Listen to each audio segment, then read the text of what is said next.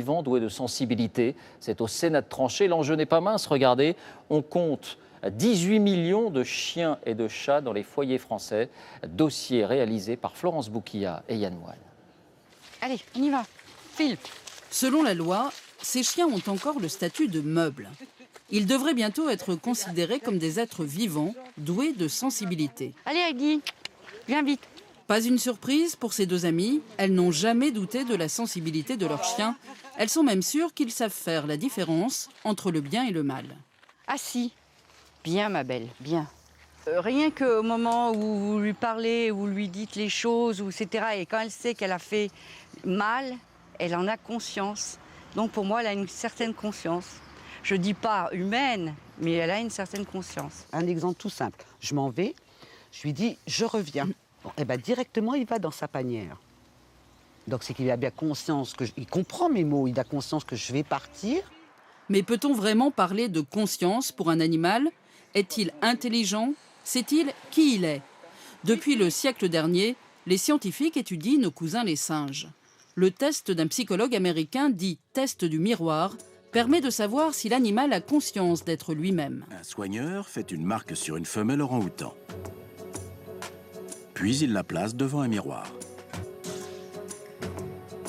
Elle a déjà vu son reflet, mais cette fois, elle remarque un changement et ne tarde pas à toucher la marque. L'orang-outan s'est reconnu dans la glace. Il sait qu'il existe. Ce test du miroir, l'éléphant le réussit également. Ce n'est pas le cas de tous les animaux. Les différentes espèces n'auraient donc pas le même niveau de conscience. Tous les animaux ont des facultés mentales. S'agissant de la conscience à proprement parler, je pense que l'on a des arguments très forts pour penser que les mammifères et les oiseaux ont une conscience. Dans le cas des autres espèces animales, il existe des mécanismes souvent très perfectionnés. Ça ne suffit pas à prouver qu'ils aient une conscience. La conscience de soi d'un animal a tout de même des limites. Regardez. On pourrait croire que cet éléphant dessine sa propre image. Mais non, il est juste dressé à peindre une forme.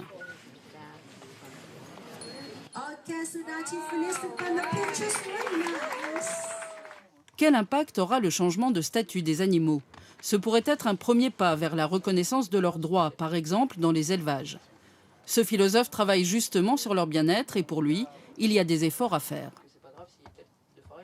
Indépendamment de la question de la conscience, il y a lieu de se poser quand même des questions sur des types d'élevage qui génèrent des conditions d'existence pour des êtres qui sont sensibles, bien entendu, comme on peut, avec bon sens, le supposer.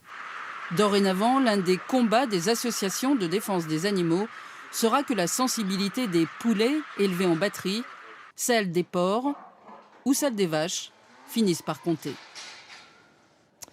Les sciences avec cette